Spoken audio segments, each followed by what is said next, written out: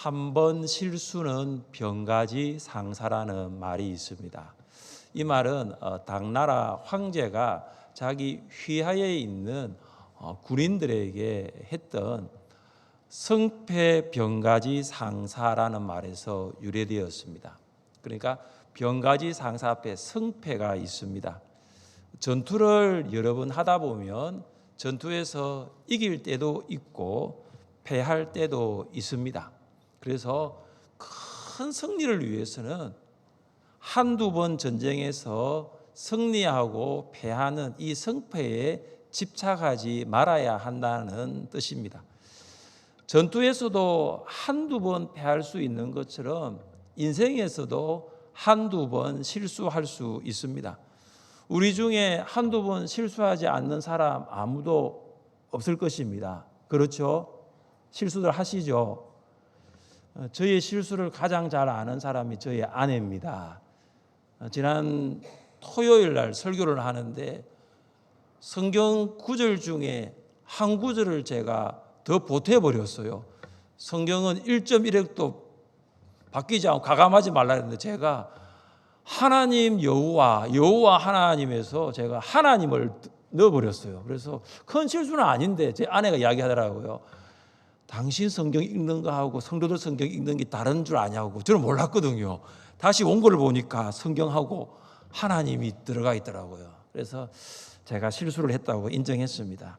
우리가 살다 보면 저도 설교하다 보면 그 단어 하나가 추가되기도 하고 실수를 합니다. 제가 그걸 부인하는 것이 아닙니다. 그러나 결정적인 실수가 있을 때가 있어요. 전투에서도 결정적인 실수가 있습니다. 이처럼 인생에서도 결정적인 실수를 할 때가 있어요. 여러분, 이것은 전투에서도 인생에서도 있어서는 안 됩니다. 왜 있어서는 안 되냐면 결정적인 실수를 하면 평생 동안 축적해온 것을 한 번에 날려버릴 수 있기 때문입니다. 오늘 본문에서 사울이 결정적인 실수를 합니다. 그가 한 실수는 정말로 결정적인 실수예요. 그동안 쌓아왔던 모든 것들을 한 번에 날려버립니다. 우리가 오늘 이 사울을 반면교사 삼았으면 참 좋겠습니다. 우리도 실수를 합니다. 저도 그렇고 여러분도 그렇고 우리도 실수를 하지만 결정적인 실수를 하지 않기를 원해요. 정말 이 실수만큼은 하지 않기를 원합니다. 어떻게 하면 사울처럼 결정적인 실수를 하지 않을 수 있을까요? 첫째, 우리는 작은 구멍이 큰 둑을 무너뜨린다는 사실을 알아야 합니다. 같이 한번 따라해 주십시오. 작은 구멍도 만들지 맙시다. 작은 구멍도 만들지 맙시다. 사울이 왕이 되었습니다. 3,000명의 백성을 선택을 합니다. 이 3,000명이라는 백성은 사울이 왕권 강화를 위해서 선택된 상비군입니다. 3,000명 중 2,000명은 사울과 함께 군사적 요충지인 믹마스와 베델 산에 있었습니다. 그리고 나머지 1,000명은 누구와 함께 있었냐면 사울의 첫째 아들인 요나단과 함께 기브아에 있었습니다. 그리고 한편 블레셋 수비대가 있었는데 이 블레셋 수비대가 어디에 있었냐면 기브아에서 5km 떨어진 이스라엘 성읍인 게바에 주둔하고 있었습니다. 자, 정리하자면 게바가 여기 중간에 있으면 여기 위에는 누가 있냐면 사울의 군대가 있고 여기 아래에는 요나단의 군대가 있다고 보시면 됩니다.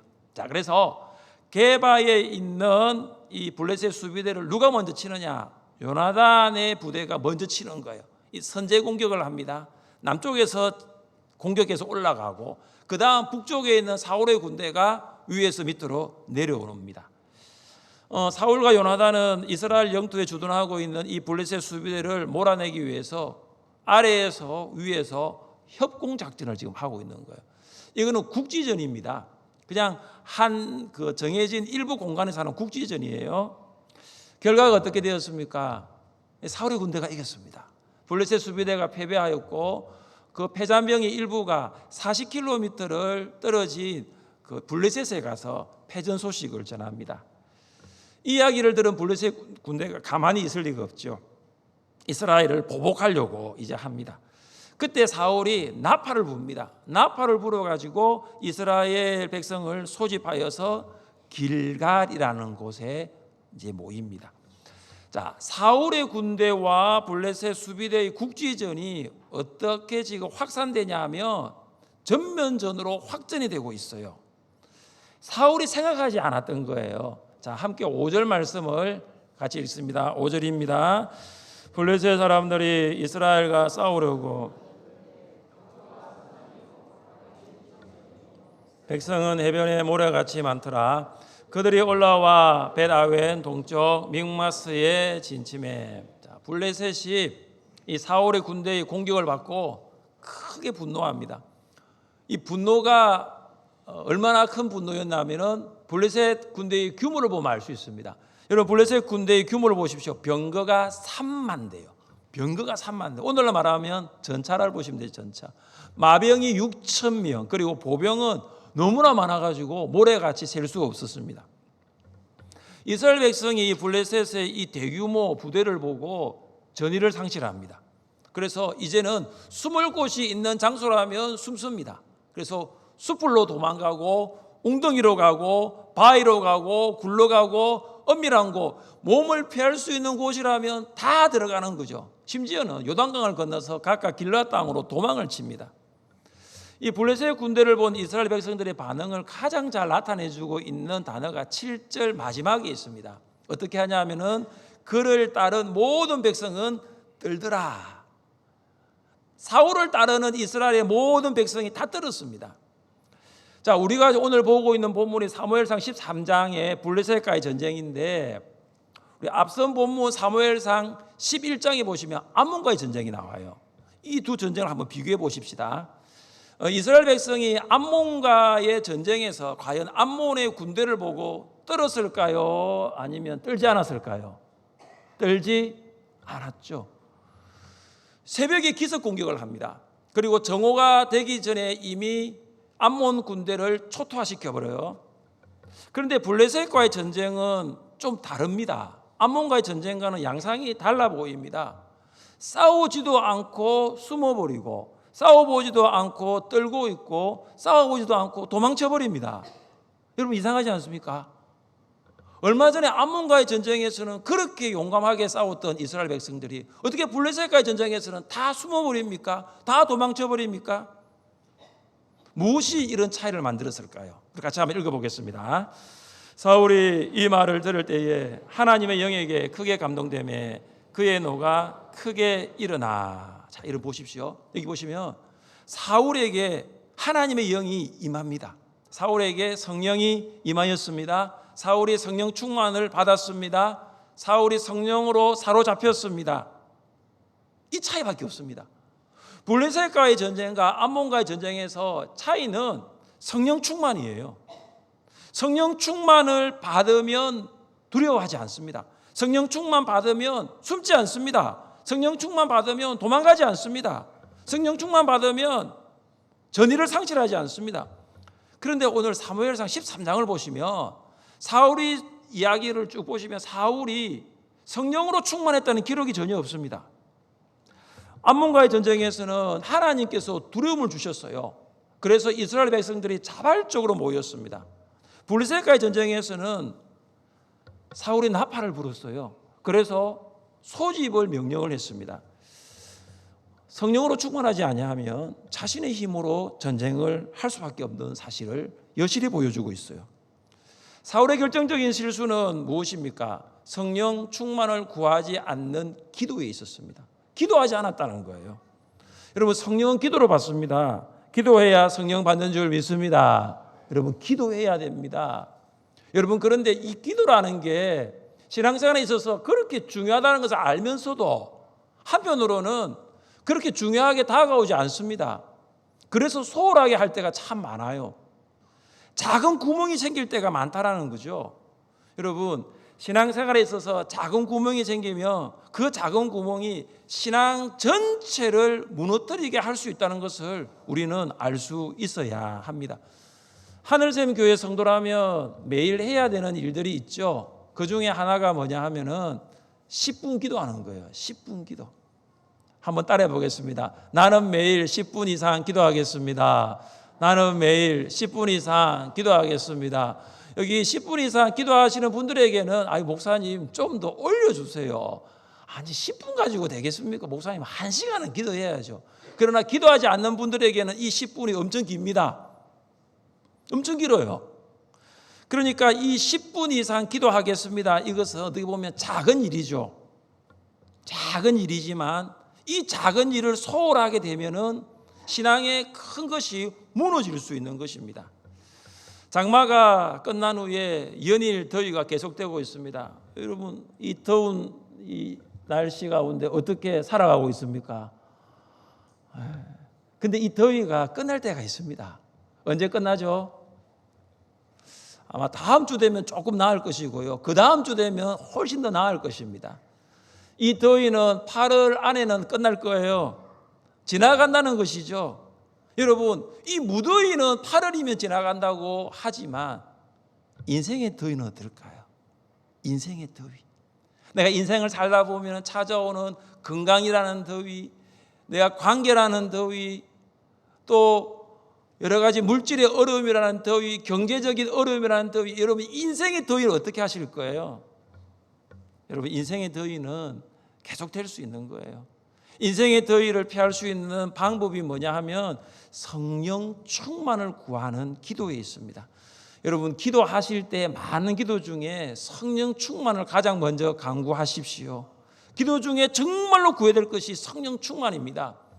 지식이 있어도 성령으로 충만하지 않으면 그 지식은 남에게 상처를 주는 무기가 될 수 있어요.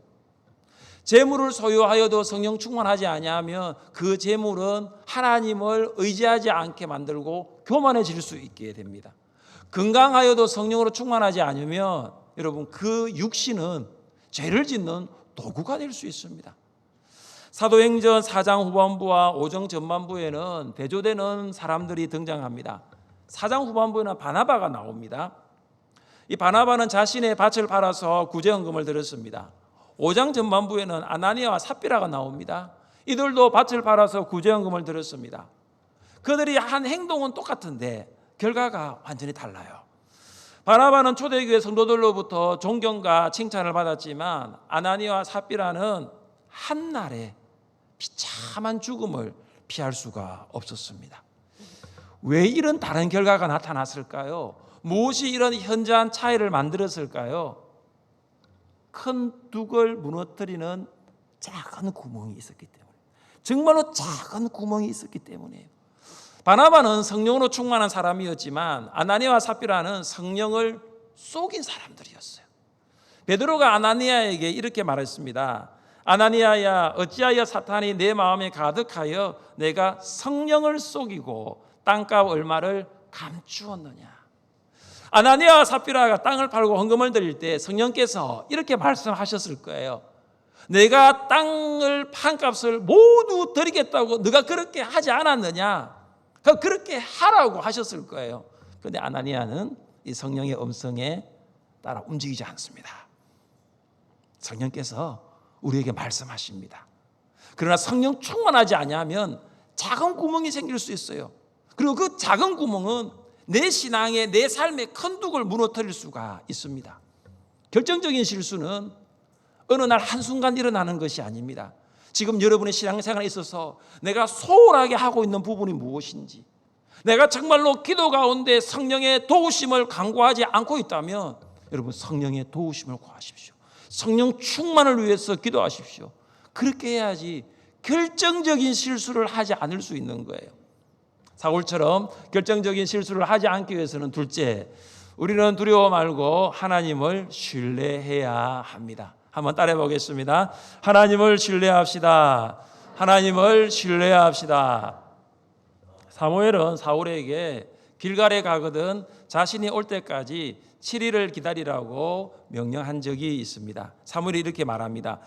너는 나보다 앞서 길갈로 내려가라. 내가 내게로 내려가서 번제와 화목제를 드리리니 내가 내게 가서 내게 행할 것을 가르칠 때까지 7일 동안 기다리라. 사무엘은 사울에게 나보다 앞서 길갈로 가서 7일을 기다리라고 명령하였습니다. 그러면 사무엘이 길갈로 내려가서 번제와 화목제를 드리고 사울에게 행할 것을 가르치겠다고 약속했습니다. 사울은 사무엘의 명령에 따라 길갈로 왔고 그리고 이스라엘 백성들을 모으고 사무엘을 기다립니다. 그런데 사무엘이 길갈로 내려온다고 분명히 이야기를 했는데 사무엘이 보이지가 않습니다. 게다가 이스라엘 백성들은 하나 둘씩 흩어지기 시작합니다. 막강한 군사력을 소유한 블레셋 군대를 본 이스라엘 백성들에게는 두려움이 몰려왔습니다. 그래서 사울이 어떻게 하냐면은 번제와 화목제를 가져오게 하고 제사를 드립니다. 여러분, 이것은 율법을 어긴 망령된 일이면서 동시에 제사장의 권위를 훼손하는 행위가 됩니다. 여러분, 제사는 사무엘의 고유 권한이면서 직무입니다. 오늘 본문 9절에 보시면 번제와 화목 제물이라는 단어가 있어요. 번제와 화목 제물 앞에는 영어의 정관사 더가 있습니다. 그래서 the burnt offering and the peace offerings. 더가 있다는 것은 뭐냐면 이거는 사무엘만이 드릴 수 있는 제사라는 거죠. 사무엘만이 드릴 수 있는 번제, 사무엘만이 드릴 수 있는 화목 제물이 바로 여기에 있는 번제와 화목 제물입니다. 그런데 이것을 사울이 드렸습니다. 사울이 번제 드리기를 마치자 사무엘에 도착합니다. 사무엘은 약속을 어긴 것이 아니라 7일 안에 도착을 한 것입니다. 사울이 마음이 급해서 이스라엘 백성들이 다 자기를 떠나가니까 자기에게 두려움이 오니까 마음이 급해서 자신의 손으로 제사를 드린 거예요. 사랑하는 성도 여러분, 왜 사울은 7일 안에 오겠다고 한 사무엘을 기다리지 못했을까요? 왜 사울은 제사장이 드려야 하는 이 번제를 자신이 드렸을까요? 우리 11절 말씀 함께 읽겠습니다. 11절입니다. 사무엘이 이르되 왕이 행한 것이 무엇이냐 하니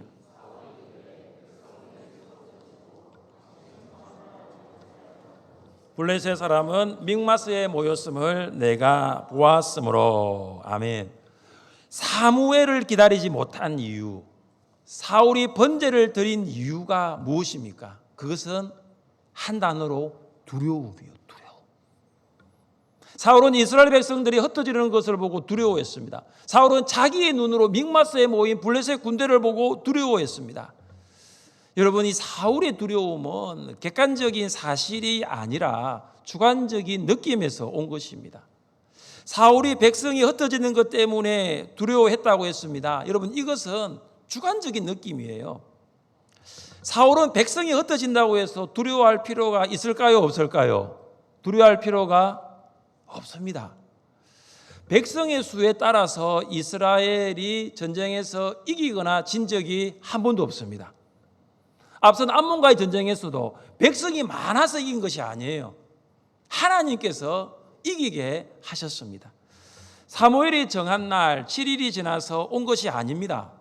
사무엘은 7일 안에 왔습니다. 그런데 시간이 지나가니까 이 사울에게 있는 두려움이 더 증폭된 거예요. 사울은 사무엘을 신뢰하고 믿음으로 기다려야 했습니다. 사무엘은 약속한 것을 반드시 지키는 신실한 하나님의 사람입니다. 모래같이 많은 블레셋 군대가 믹마스에 모였습니다. 사울은 그들을 보고 두려워했다라고 성경은 말하고 있습니다. 사울은 블레셋 군대를 두려워할 필요가 없습니다. 왜냐하면 지금 이 블레셋 군대가 공격을 한 것이 아니에요. 그냥 지금 믹마스에 주둔하고 있는 상태라는 거죠. 사울은 상황과 사람을 보고 두려워하였을 뿐 사람과 상황보다 더 크신 하나님을 신뢰하지는 못했습니다. 왜 하나님께서 사무엘을 통하여 사울에게 길갈에서 7일을 기다리라고 하셨을까요? 그것은 하나님을 얼마나 신뢰하는지를 보기 위한 믿음의 테스트였습니다. 사울이 정말로 하나님을 신뢰하는지를 하나님은 보고 싶어 하셨습니다. 사랑하는 성도 여러분, 우리는 두려움 때문에 실수할 때가 있습니다. 여러분, 자녀가 시험을 쳤어요. 근데 집에 와서 이야기하죠. 망쳤다고 이야기하죠. 근데 결과는 아직 안 나왔어요. 자기는 망쳤다고 하는 거죠. 자녀가 타지에 가게 되었습니다. 지금 참 안 좋은 일들이 우리나라에 많이 일어나고 있잖아요. 걱정하는 거예요. 우리 아이 어떻게 해? 잘못되면 어떻게 해? 두려워하는 거죠. 여러분, 몸이 좋지 않아 건강 검사를 했는데 결과가 잘못 나오면 어떻게 할까? 혹시 큰 병이라면 어떻게 할까? 우리에게는 이런 두려움이 있습니다. 여러분, 그러나 큰 실수를 하지 않기 위해서, 정말로 결정적인 실수를 하지 않기 위해서는 여러분, 두려움을 보는 것이 아니라 하나님을 신뢰할 수 있기를 바랍니다. 같이 한번 말씀 읽어보겠습니다. 야곱아, 너를 창조하신 여호와께서 지금 말씀하시느니라.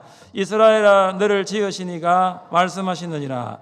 너는 두려워하지 말라. 내가 너를 구속하였고 내가 너를 지명하여 불렀나니 너는 내 것이라. 아멘. 두려움이 가득한 세상에서 살아가지만 우리가 두려워하지 않을 이유가 여기 있습니다. 그것은 하나님께서 예수 그리스도의 보혈로 우리를 구원하셨기 때문입니다. 할렐루야.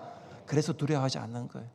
독생자 예수 그리스도를 아끼지 아니하시고 십자가에 버리심으로 우리를 구원하신 하나님께서 우리를 지켜주지 않겠습니까?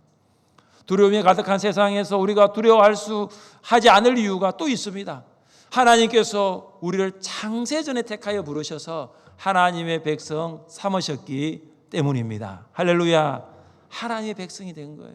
하나님은 우리의 왕이시고 우리는 하나님의 백성임을 믿기 때문에 우리는 두려워하지 않습니다. 사랑하는 성도 여러분, 이 두려움은 불신앙에서 나옵니다. 하나님을 온전히 신뢰하지 않으면 결국 두려워할 수밖에 없어요. 세상은 두려움으로 가득 찬 곳이잖아요.